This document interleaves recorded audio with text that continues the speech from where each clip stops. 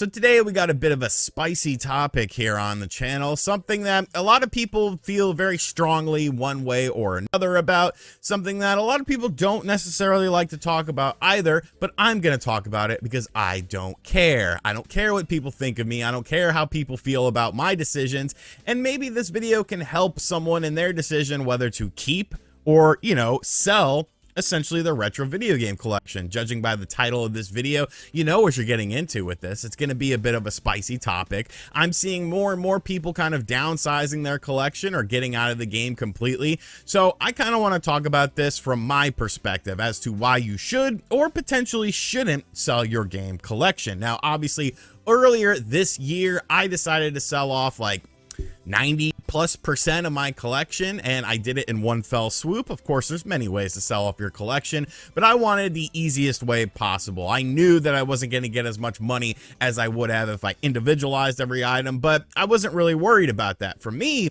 it was about the space in my basement. I wanted to have more space to do some different things, and that was pretty much my primary decision. I know a lot of people think that I needed money for my hospital stuff and whatnot.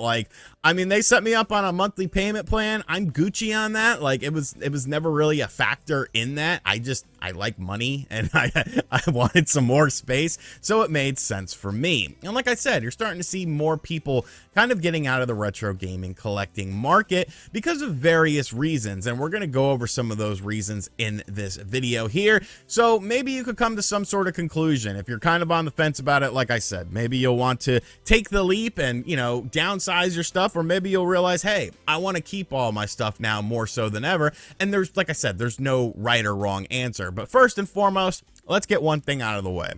All because you sell your retro game collection does not mean that you're not a retro gamer anymore. I know this is just a very small group of people that feel this way, and like the super retro elite people who actually push people out of the retro market more so than they realize, but that doesn't make you any less of a person. No matter how you're playing these games, as long as you're playing these games, that's all that matters at the end of the day. It's not if you're playing it, some people prefer to play on an NES with a CRT TV to get that nostalgic feeling. I understand that, but that's not necessarily the right way to play an NES. You could play it on a myriad of different ways with enhancements and stuff like that. There's no right or wrong way to play a video game. As long as you're enjoying the video game and playing the video game gives you a good feeling, like you're doing it right. So don't worry about any sort of retro elitist who might, turn their nose down. Oh, you're not a retro gamer. You sold your video games. That's such an antiquated way of thinking.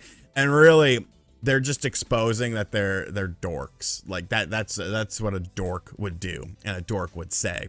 Now, if you're considering selling your retro game collection, there's a lot of different things you need to take into account with this. Primarily, do you want to keep anything? Because when I sold my collection, I obviously wanted to keep certain specific games that I had a lot of nostalgia for. If I could look at the game and the game had an important story to me as far as, growing up or a memory of playing the game personally, then I obviously wanted to keep that game. But as far as newer stuff is concerned, I downsized my Nintendo Switch collection quite a bit, primarily because it was a lot of duplicate stuff. I would get games digitally or via a review copy, and then I would for some reason buy the physical version down the road, and it's kind of like, why did I do this? It was that collector mentality. It was that, sort of hoarder mentality as well that I had with this that made me want to buy things physically. And we'll get into the debate about the digital stuff and the physical stuff and why physical is better and why digital is better as we kind of go along.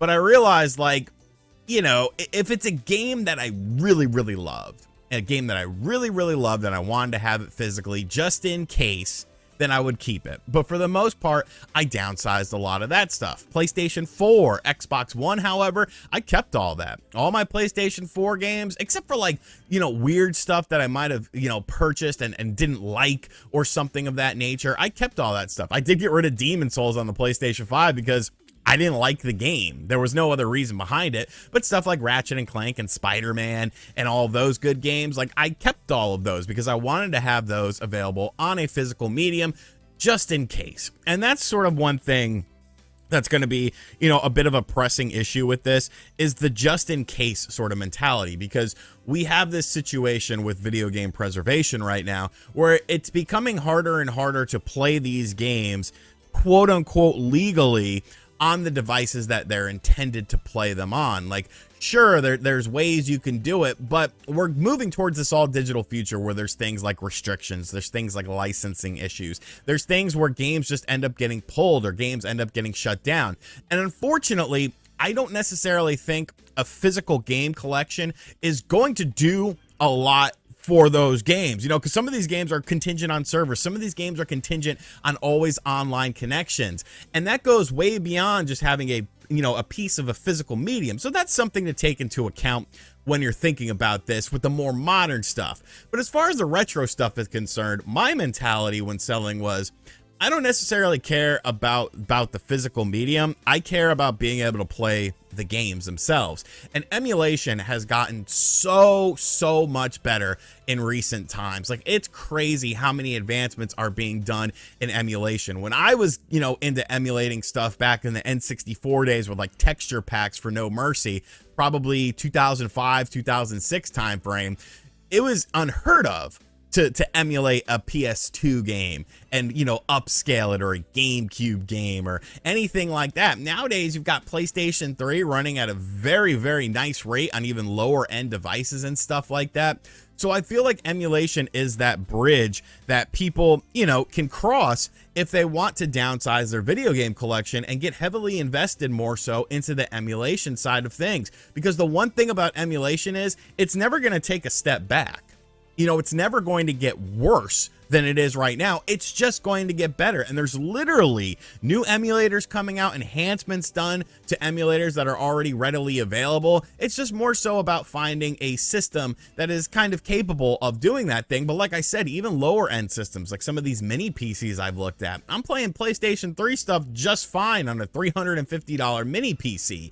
So there are options out there in order to play your games. But once again, I'm just kind of talking about the more modern stuff, because the retro stuff, PS2 and back, you could run that on anything pretty much nowadays, with enhancements, with texture packs, with, better visual fidelity, upscaling the internal resolution of these games, and getting a potentially better experience than you're getting playing it on native hardware. I'm just being honest with this. Now, of course, there's always going to be outliers to this. There's always going to be games that maybe required some sort of device or something like that, a special controller or whatnot. And I mean, that's always going to be a caveat of emulation when you're considering selling your retro game collection. I actually kept my Virtual Boy because while I can emulate Virtual Boy games, I can't really get that same sort of 3D-ish experience that the Virtual Boy offers. So I kept my Virtual Boy and I kept my physical games.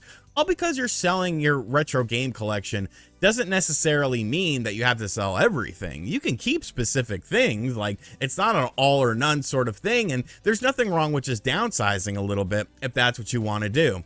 I think some of the main reasons for and against selling your retro game collection are as follows, though, because really what it boils down to is, where are you at in your life?